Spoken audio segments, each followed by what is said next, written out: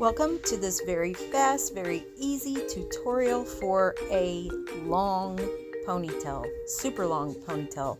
First, you just section off your top hair like you were going to make a barrette, put a barrette up there or something, and just use a hair tie and tie that top section back.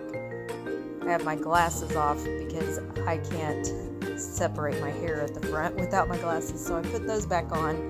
Then I flip that long part over and I go to the base of my neck and put another hair tie rubber band around just at the base of my neck.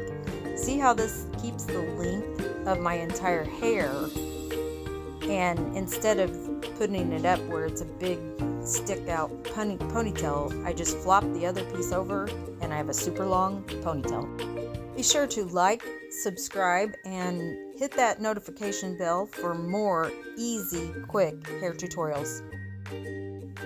Hope you enjoyed this tutorial, and be sure to join our Facebook group, Pentecostal Hairstyles for the Updo Challenge. Thank you for watching.